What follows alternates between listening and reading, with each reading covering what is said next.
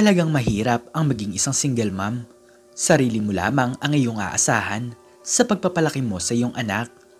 Pagsasabayin ng pag-aalaga at pagtatrabaho para makaraos kayo sa pang-araw-araw. Ngunit paano kung isa kang tindera at nakita mo ang isang babae na kulang ang pera, makabili lamang ng isang sachet ng gatas? Tutulungan mo ba siya o hahayaan mo na lamang na magutom ang kanyang anak? Kung ganon, ay tunghayan mo ang istoryang ito na tiyak ay kapupulutan mo ng aral. Bata pa lamang si Ashley ay nakikita na niya ang kanyang mga magulang na palaging nagtatalo ng dahil sa pera. Nang dahil doon ay bigla na lamang silang iniwan ng kanyang tatay at hindi na ito muling bumalik pa sa kanilang bahay.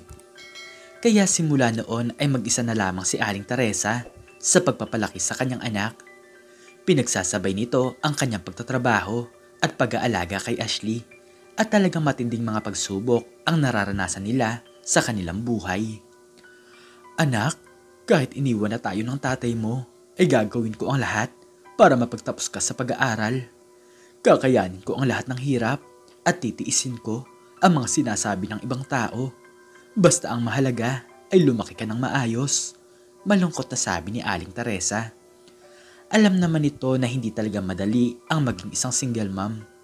Sarili mo lamang ang iyong aasahan at kapag walang pasok ang iyong anak ay palagi mo itong kasama kahit na ikaw ay nagtatrabaho. Ano ba yan, Teresa? Bakit naman isinasama mo pa ang anak mo dito? Napapatagal tuloy ang paglalaba mo ng aming mga damit. Galit na sabi ng kanyang amo na si Madam Leonora. Pagiging kasambahay kasi ang pinasok na trabaho ng babae para buhayin ang kanyang anak. Pasensya na po kayo, ma'am. Wala po kasing kasama si Ashley sa aming bahay, kaya isinama ko na lamang po siya dito.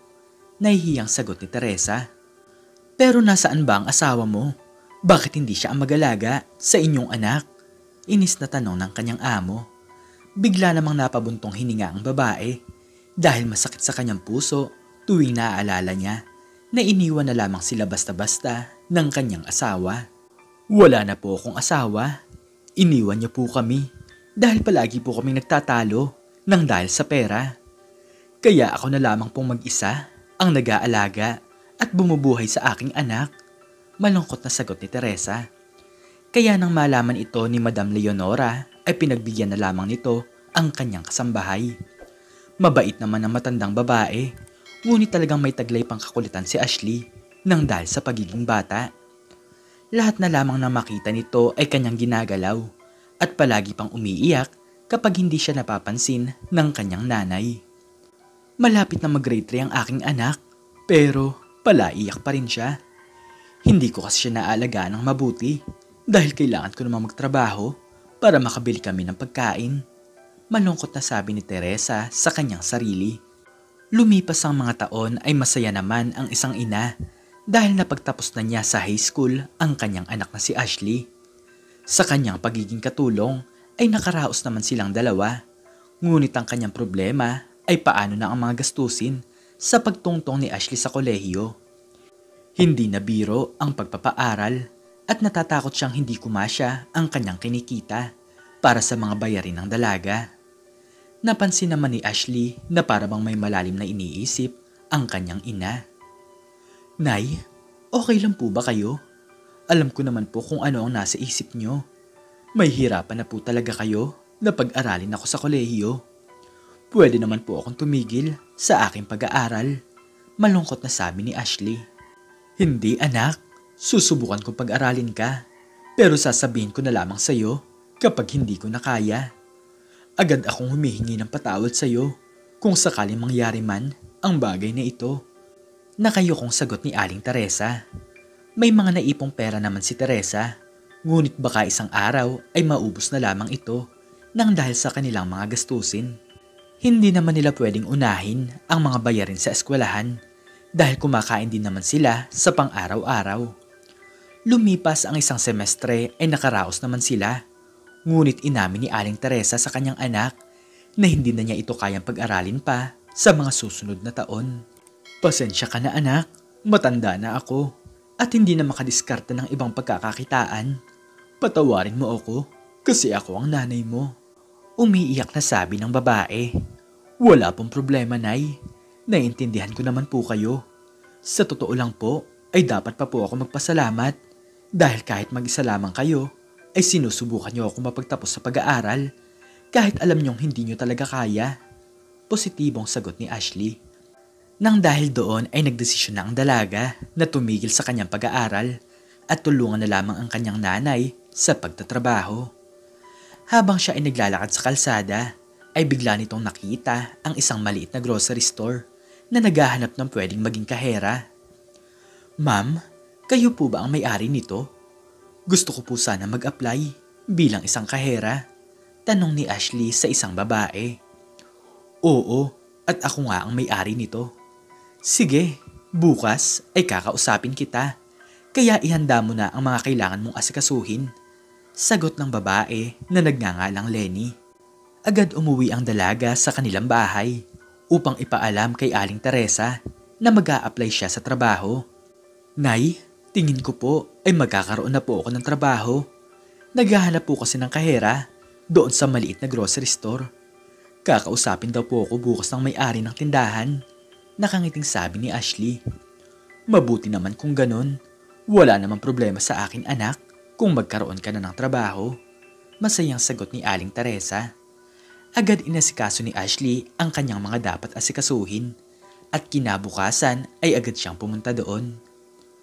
Maganda naman pala ang records mo at nakapagtapos ka sa high school. Tiyak ko naman na magaling ka sa pera, kaya sige, tinatanggap na kita. Basta siguraduhin mo lang na tama ang sukli mo dahil ayaw na ayaw kong mawawalan ng kahit na piso.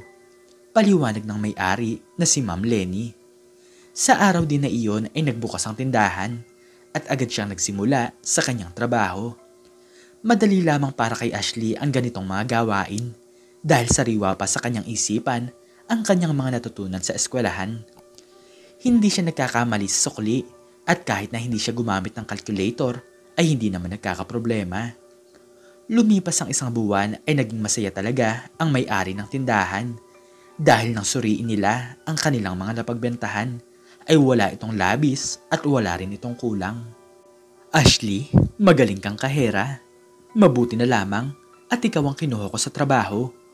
Gusto ko sa susunod na buwan ay ganito ulit ang mangyari. Nakangiting sabi ni Ma'am Lenny. Pagkatapos noon ay natanggap na niya ang kanyang unang sweldo. Hindi man kalakihan, ngunit malaking tulong ito para sa kanyang nanay. Nay, ito na po ang aking unang sweldo. Sana po ay tanggapin niyo ito.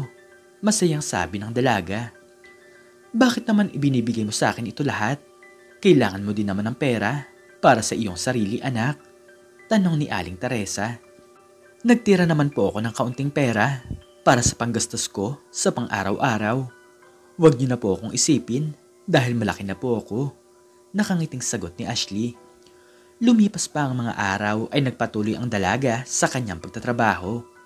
Maagang maaga pa lamang ay biglang pumasok ang isang babae at dala-dala nito ang kanyang anak.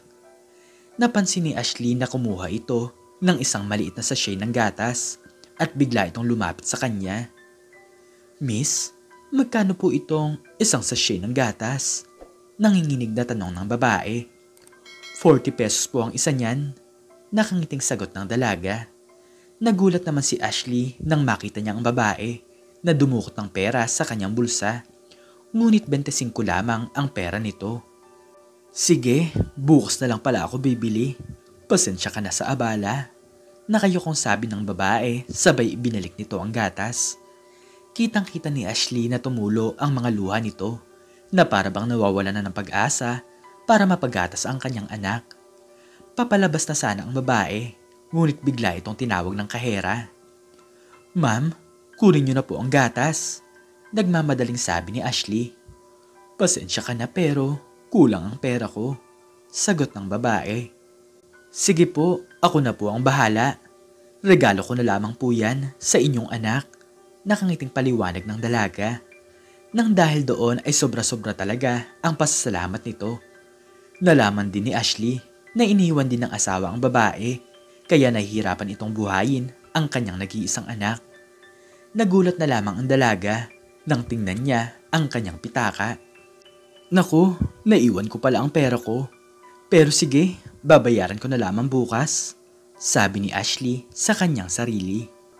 Ngunit ang hindi niya alam ay naroon pala sa may pintuan si Ma'am Lenny at kanina pa pala itong nakikinig sa usapan ng dalawa. Bakit mo ginawa ang bagay na yun? Nagpapakabayani ka ba? At ikaw ba ang may-ari ng tindahang ito? Taas kilay na sabi ng babae. Hindi naman kinakabahan si Ashley dahil babayaran niya naman ito kinabukasan. Naku ma'am, pasensya na po. Babayaran ko naman po agad bukas. Naaawa lang po ako doon sa babae dahil kailangan niya po na painumin ng gatas ang kanyang anak. Paliwanag ng dalaga. Ang akala ni Ashley ay maiintindihan siya nito, ngunit nagulat na lamang siya sa sumunod na nangyari. Babayaran bukas? Pero paano kung malimutan mo? Siguro ay talagang hindi ka magbabayad. Nahuli lang kita, kaya mo sinasabi yan.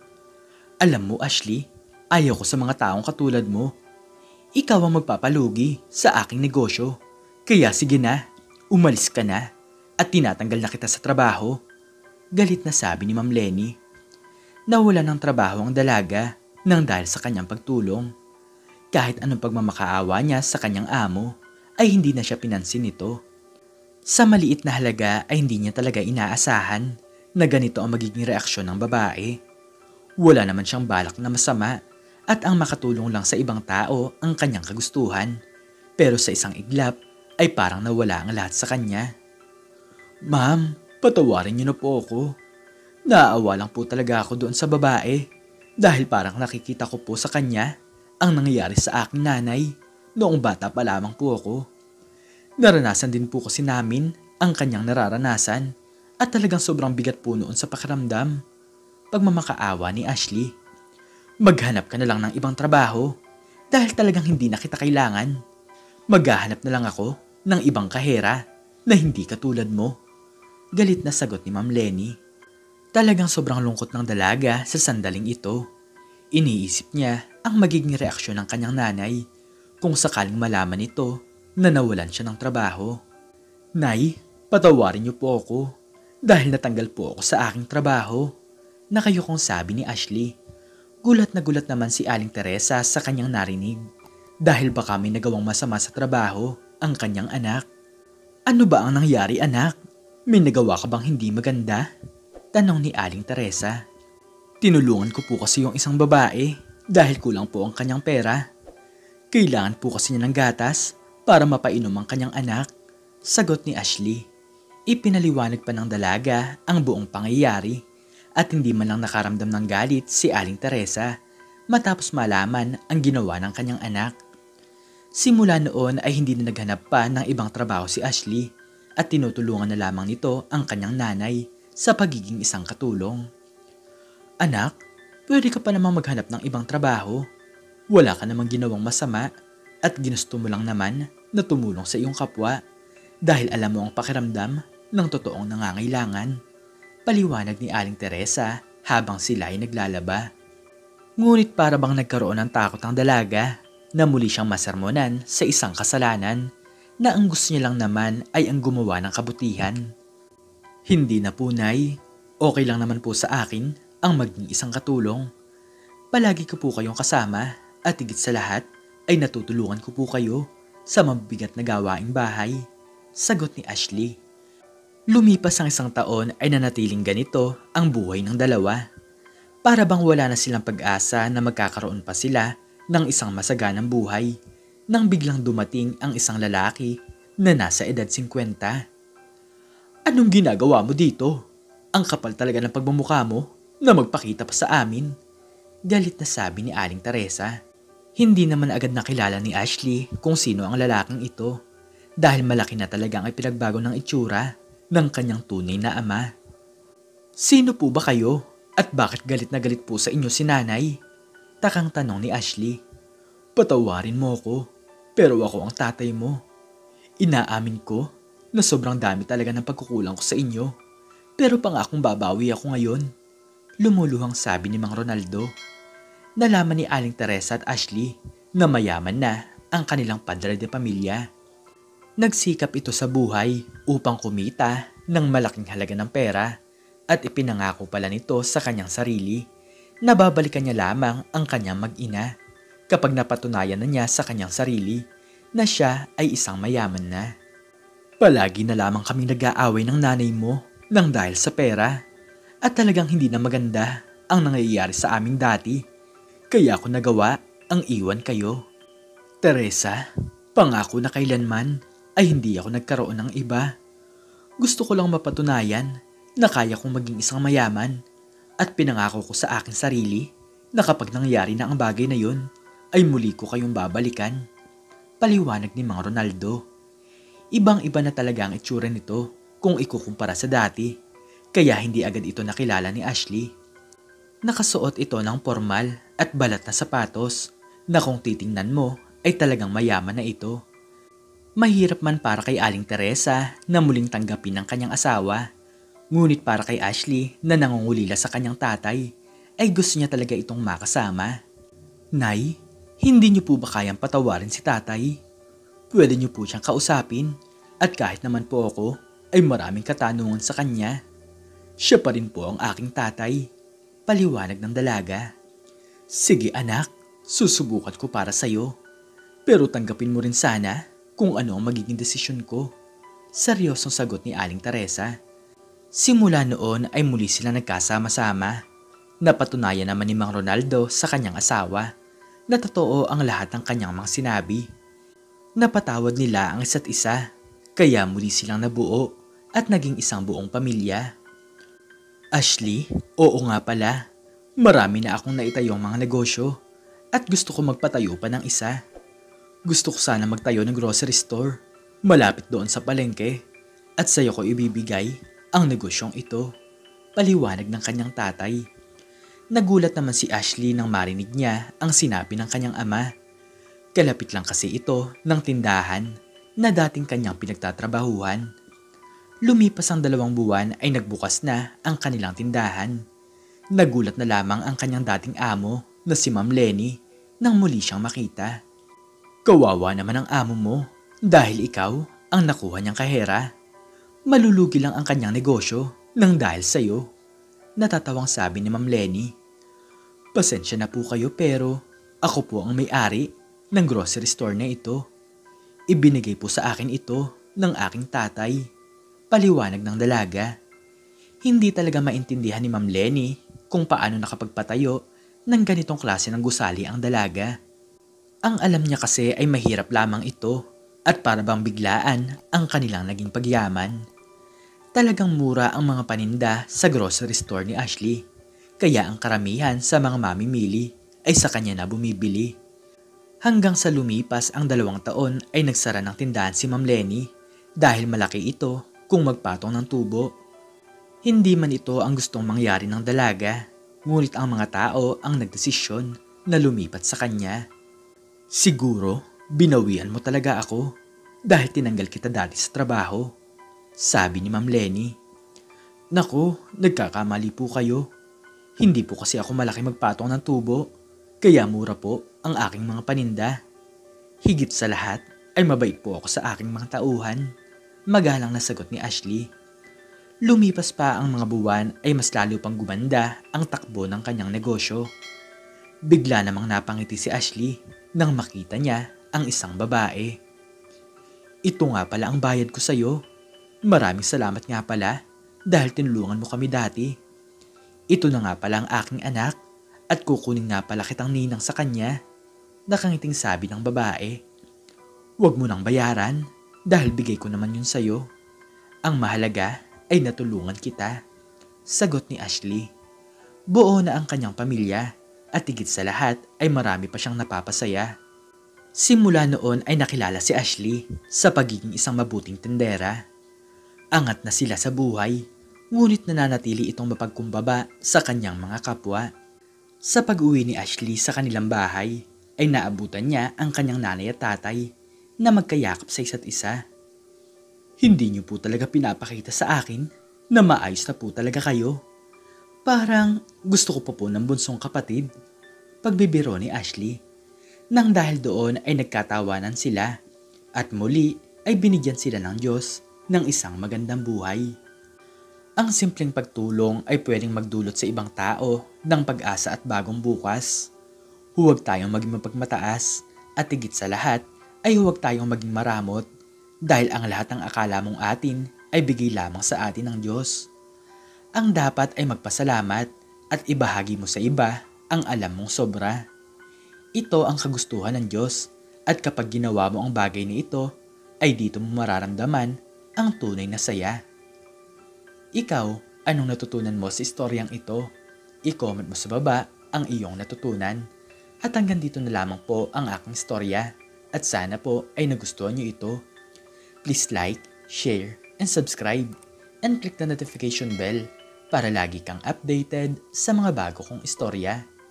Muli ay maraming salamat po at God bless us all.